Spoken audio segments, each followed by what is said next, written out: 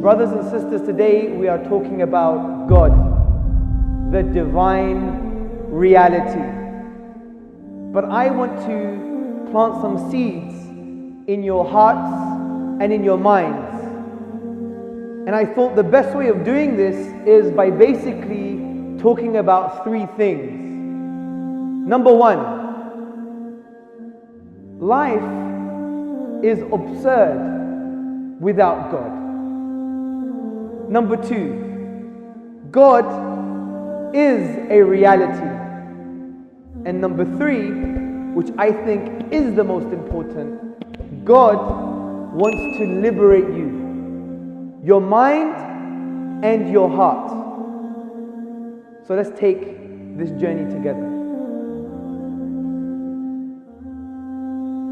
The first point, without God, life is absurd. If we really think about it, can we have any true happiness without the divine reality and all the other associated ideas around God? Let me give you a few examples. Say every single one of you was sedated, and all of a sudden you wake up on Emirates, the Emirates flight, first class. You have the gourmet food. You have entertainment. Your seat is flatbed. Actually, it's just like sleeping on a fluffy cloud in paradise. You are in bliss. Are you going to be happy? Think about this. Now, let me tell you what I would do. I would eat and I would drink. I'd enjoy the massage. But then after a few minutes, I'll think, I don't have my passport. I just woke up in this reality. Where did I come from? What am I supposed to do here? Where am I going? Just like the Quran says, فَأَيْنَ تَذْهَبُونَ? And where are you going? Now you may think, excuse me sir, this is cliche. I'm happy. I'm going to become a doctor. I'm going to be rich. I'm going to get married. I'm going to have children, buy a big house. I have food, I have shelter, I have clothing, I have technology, I have holidays. This type of happiness, brothers and sisters and friends, is what I would call the drunk man happiness. Because in reality, you're just drunk. You've suspended the critical questions and you're drunk by your senses. And sometimes you wake up with a hangover.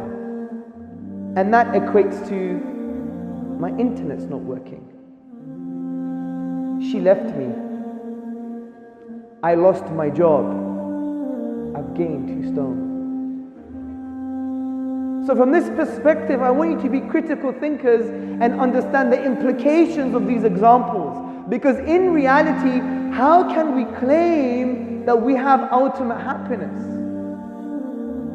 And every human being has this form of self-love. And there's nothing wrong with loving yourself. Because I want to prolong my existence. I want to be happy. I want pleasure. But if we truly have self-respect, I would argue, humbly, that we have to answer those questions. And God, and all the associated ideas around that concept, really answer those questions. So without God, we can't truly be happy. Without God, brothers and sisters, there is no ultimate meaning. Now, many of you are studying to become doctors. I want to take care of human beings. So what? What difference does it make if our lives just end in the grave? If we just become worm buffet, does it make any difference? I can claim to want to establish world peace. You can claim to want to find the cure for cancer. Someone else may claim They want to run the mafia. Who cares? Does it really make any difference ultimately if our lives just end in the grave? Now you may think, so what? We don't need any justification for meaning. We could make meaning on top of this nothingness. But for me, intuitively it doesn't make sense. It's like basically saying, let's pretend to have meaning. Let's pretend. It's like a theater. Brothers and sisters, I'm no actor. And nor are you. So I think life is ultimately absurd without the divine reality. This leads to the second point. God is a reality.